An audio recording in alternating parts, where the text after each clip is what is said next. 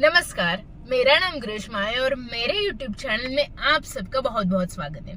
तो आपको तो पता है मैं हिंदी, इंग्लिश, मराठी में अलग अलग टॉपिक्स के ऊपर वीडियोस लेके आती रहती हूँ और अभी तो मैंने व्लॉगिंग भी स्टार्ट किया है। जो वीडियोस आप देख भी रहे होंगे, आई होप आपको वो सब पसंद आता हो।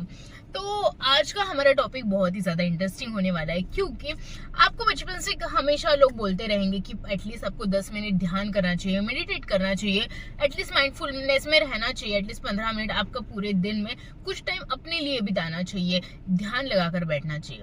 और इन सारी चीजों का हमारे पुरातन ग्रंथ है, हमारे वेद है, हमारा जो कल्चर है, उन सब चीजों से जुड़ा हुआ है। तो वो कैसे जुड़ा हुआ है, वो सारी इंफॉर्मेशन और नॉलेज और बहुत इंटरेस्टिंग स्टोरियां है जो मैं आज आपसे शेयर करना चाहती हूँ, ताकि आप अपना मेडिटेशन जर्नी जल्द से जल्द स्टार्ट करें। So let's see. ये जो 4 अवस्थाएं उन्होंने जो बताई है, उसमें से पहली अवस्था है जागृत अवस्था।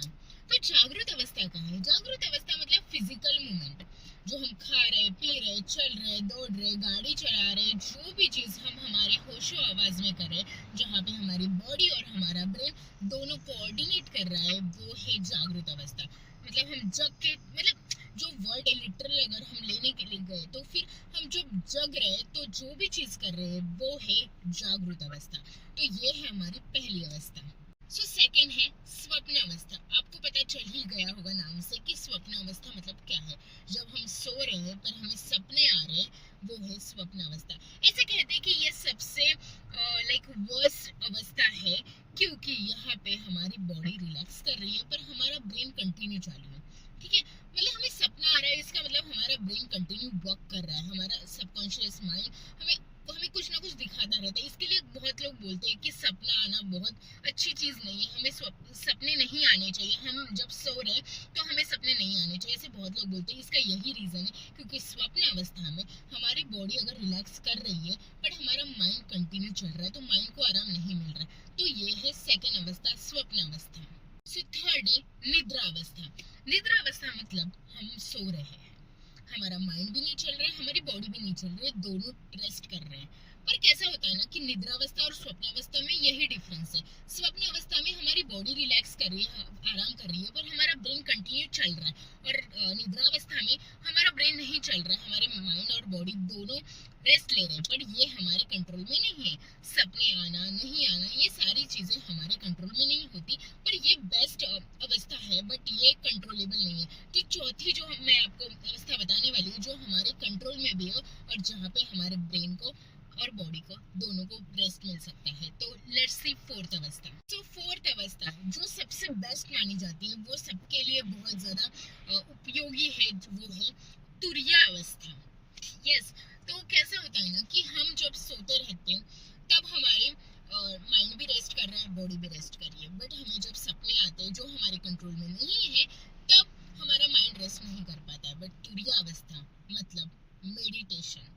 यस, जहाँ पे हमारी बॉडी, जब हम सोते हैं तो हमारी बॉडी तो रिलैक्स हो गई है, बट हमारी बात है कि हमारे ब्रेन को कैसे रेस्ट मिले। तो ये है चौथी अवस्था, तुरिया अवस्था। इसमें हमारे माइंड को रेस्ट मिलता है। फॉर एग्जाम्पल हम मेडिटेट करते हैं, हम हमारे ब्रेन को एक आराम देते हैं, हम हमारे माइंड से सारे ख्याल निकाल देते हैं और हम जब शांत बैठे रहते हैं उसको कहते हैं तुरिया अवस्था। ये सबसे बेस्ट मानी जाती है सारी अवस्थाओं में। ठीक है, मुझे भी जैसे मैंने आपको बताया कि निद्रा अवस्था ये सबसे बेस्ट है, बट वो हमारे कंट्रोल में नहीं है। बट हमारे कंट्रोल में तुरिया अवस्था है, जहाँ पे हम माइंड को बहुत अच्छे से आराम दे सकते हैं, रिलैक्स कर सकते हैं उसको। इसके लिए लोग बोलते हैं मेडिटेशन करो, ये करो, वो करो, जहाँ पे क्योंकि हमारे 24 आवर्स में हमारे बॉडी को तो रेस्ट मिल जाता है पर हमारे माइंड को रेस्ट नहीं मिल पाता। इसके लिए तुरिया अवस्था सबसे बेस्ट है हमारे माइंड के लिए। जो तुरिया अवस्था है हमारे लिए बहुत ज्यादा इम्पोर्टेंट है। तो आप भी कहेंगे कि हम ये तुरिया अवस्था लाए कहाँ से, हम कैसे उसको प्रैक्टिस करें, मेडिटेशन कैसे प्रैक्टिस करें, कैसे स्टार्ट करें, कैसे उसको अप्लाई करें हमारी जिंदगी में। तो मैं उसके लिए एक बहुत अलग से वीडियो जल्द ही लेके आने वाली हूँ, जो होगा तुरिया अवस्था के ऊपर, जो है मेडिटेशन अवस्था। ये है हमारे 4 अवस्था।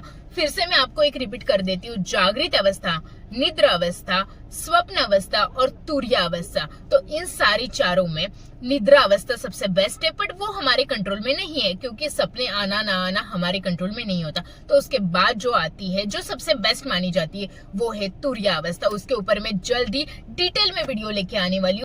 और आपको अगर आज का वीडियो अच्छा लगे तो प्लीज प्लीज प्लीज इस वीडियो को लाइक कर देना और जरूर इस चैनल को सब्सक्राइब कर देना। It's really motivating for me to like, जब सब्सक्राइबर्स बढ़ते हैं, जब लोग मैसेजेस करते हैं। और कमेंट्स में मुझे बताना कि आपको कौन कौन से वेदास में इंटरेस्ट है, आपको कौन कौन सी नई कहानियां पता चली है, आपको इन सब चीजों के बारे में क्या क्या पता है। इंस्टाग्राम में आप मुझे डीएम कर सकते हो @grishma_vispute। आपको जो नई नई चीजें पता चलती है, नई नई स्टोरीज पता चलती है, वो मुझे डीएम करो, मुझे बताओ। I am always open for that conversation and thank you for watching this video.